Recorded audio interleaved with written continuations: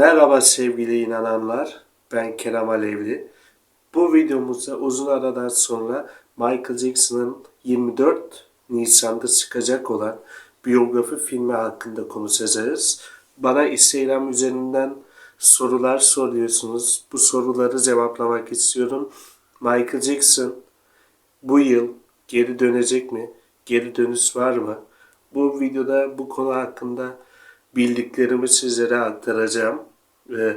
Bir önceki videomda Michael Jackson'ın bu film ile geri dönebileceği hakkında konuşmuştuk. Bir önceki video değil, ondan önceki videoda konuşmuştuk. İhtimalleri konuşacağız. Bana Instagram üzerinden sürekli soruyorsunuz. Michael Jackson bu film ile geri dönebilir mi? Michael Jackson gerçekten bu yıl geri dönebilir mi? Bu soruları netleştireceğiz. Arkadaşlar bildiğiniz üzere Michael Jackson'ın yaşadığına dair bu kanalda teori ve analiz videoları yapıyorum yıllardır, uzun yıllardır. Onun yaşadığını kanıtlayan analizler yapıyorum. Bu analizleri sizlere aktarıyorum. Onun yaşadığını savunuyoruz. Zaten bu bilgileri beni izleyenler bilir. Anlatmama gerek yok. Ben direkt konuya geçmek istiyorum. Evet, Michael Jackson bu yıl geri dönebilir. Peki nasıl dönebilir? Şimdi sizlere bunu aktaracağım. Arkadaşlar bildiğiniz üzere Michael Jackson son vedasında hani This Is It belgeseli çekti. 02 Arena. 02 Arena'da veda etti. 7 Temmuz'da görüşürüz. Bu benim son konserim olacak demişti. 17 Temmuz'da görüşürüz dedi. Fakat 17 Temmuz gelmedi. Michael Jackson'ın ölüm haberi geldi. Ve işin garibi arkadaşlar hazır olun. Size öyle bir şey söyleyeceğim ki Michael Jackson 17 Temmuz'da görüşürüz dedi. Hayranlarına veda etti ve sonra ölüm haberi geldi. Ne tesadüftür ki, bence bu tesadüf değil, 17 yıl sonra Michael Jackson'ın biyografi filminin çıkacağı haberi geldi.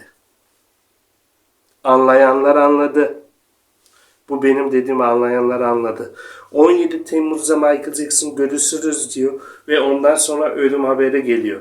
Ve tam olarak Michael'ın ölümünün 17 yıl sonra Michael'ın ölümünün 17 yıl geçmesi ardından Michael'ın 17 yıl sonra bir filmle geri döneceği söyleniyor. Yani anladınız mı? Biyografi filmi 17 yıl sonra çıkıyor. Michael Jackson 17 Temmuz'da görüşürüz diyor ve 17 yıl sonra Michael'ın biyografi filmi çıkıyor.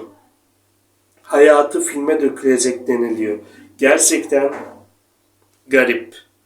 Yani anlatmak istediğimi umarım anlamışsınızdır. Gerçekten ortada çok büyük bir olay var. Eğer ki dikkatli düşünürseniz, Michael'ı iyi tanıyorsanız Michael'ın film yapmak istediğini bilirsiniz. Michael Jackson her zaman kendi filmini yapmak istemiştir. Yönetmen olmak istemiştir. Michael'ı iyi tanıyanlar bilir. Son zamanlarda röportajlarda bir film yapmak istediğini söylemişti. Yönetmen olmak istediğini söylemişti. Ve işin ilginci şöyle bir olay daha var. Michael Jackson'ın cenaze töreninde arkaya bir tane görüntü yansıtılıyor. Ana olarak Michael Jackson kamera arkasında kamerayı kontrol ediyor. Bilerek o gösterildi. Yani Michael Jackson burada bir mesaj verilmek isteniliyor. Michael Jackson bu filmi yönetiyor. Biraz da film hakkında konuşalım.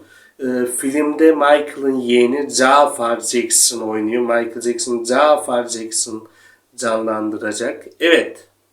Jafar Jackson'ın Michael Jackson'ı canlandıracağı doğru. Fakat şöyle bir olay var. Michael Jackson geri döneceğine inananlara özel olarak hazırladım teoriyi. Şimdi sizlere aktaracağım. Bu filmin ikiye ayrılacağı söyleniliyor. Yani 2 kısım olacak. Bu ilk kısım 2,5 saat olacakmış. Yani bu tek filmde bitmeyecek Michael'ın hikayesi. Şimdi sizlere Michael'ın nasıl geri dönebileceğini aktaracağım, anlatacağım. Öncelikle Michael Jackson şu şekilde geri dönebilir. Biliyorsunuz Michael Jackson hakkında taciz iddiaları çıktı. Filmde şöyle bir olay olabilir.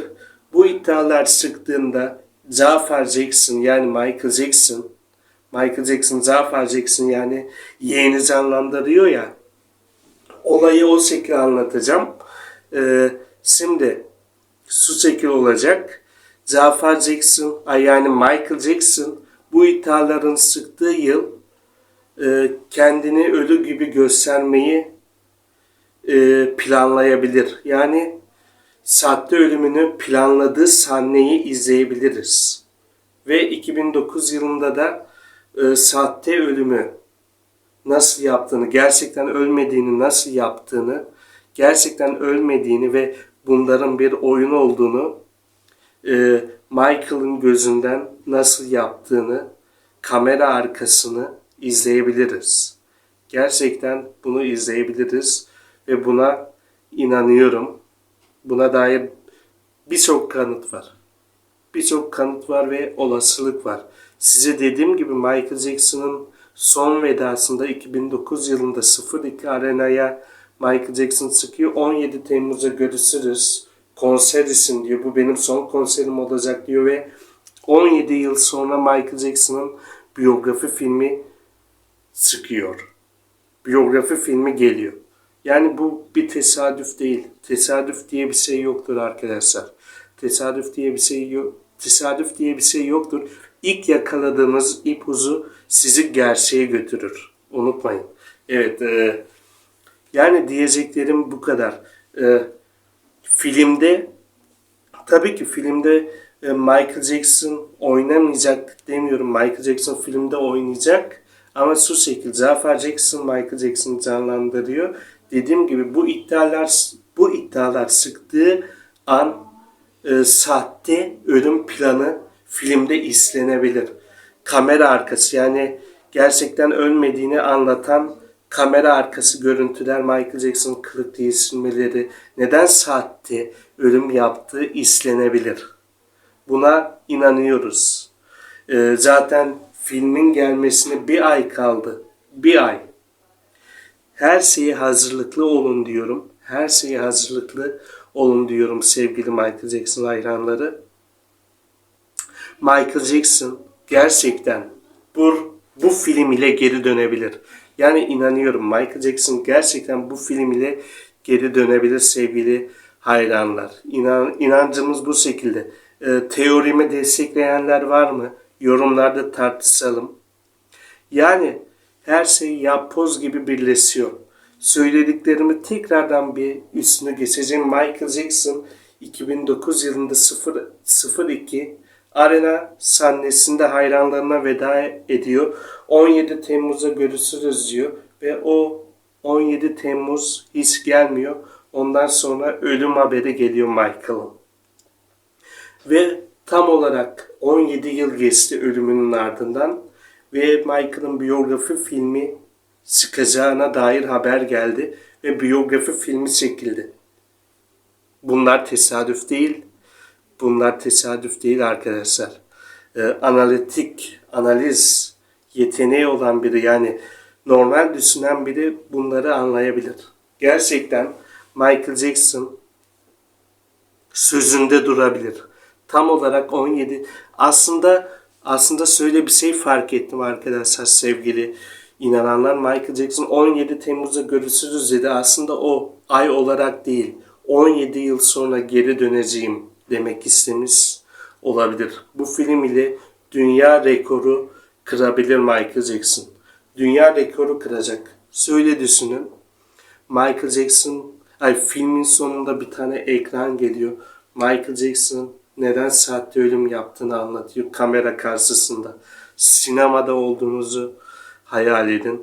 Yani bu teoriye inanıyorum. Bu yaptığım analize inanıyorum. Michael Jackson bu film ile gerçekten geri dönebilir. Sizler ne düşünüyorsunuz yorumlarda yazın. Videomu beğendiyseniz lütfen videoyu beğenerek, paylaşarak destek olmayı unutmayın. Ve süper teşekkür bölümü var. Oradan süper teşekkür satın alarak kanalımıza destek olursanız sevinirim. Daha fazla bu tarzda videolar gelebilir. Diyeceklerim bu kadar sevgili hayranlar. Ve bir şey belirtmek istiyorum. YouTube kanalımızda katıl üyeliği var. Katıl üyeliğinden özel olarak üyelik satın alırsanız Michael Jackson'ın yaşadığına dair daha farklı analizler ve herkese paylaşamayacağım detaylı analizler orada. Yorumlara üyelik bağlantısını koyarım. Oradan herhangi bir seviyeye üye olsanız bile o özel videoları izleyebilirsiniz. Benden bugünlük bu kadar, diyeceklerim bu kadar. Michael Jackson inşallah bu yıl geri dönecek. Bir ay kaldı. Hazırlıklı olun. Bir sonraki videoda görüşmek üzere diyorum.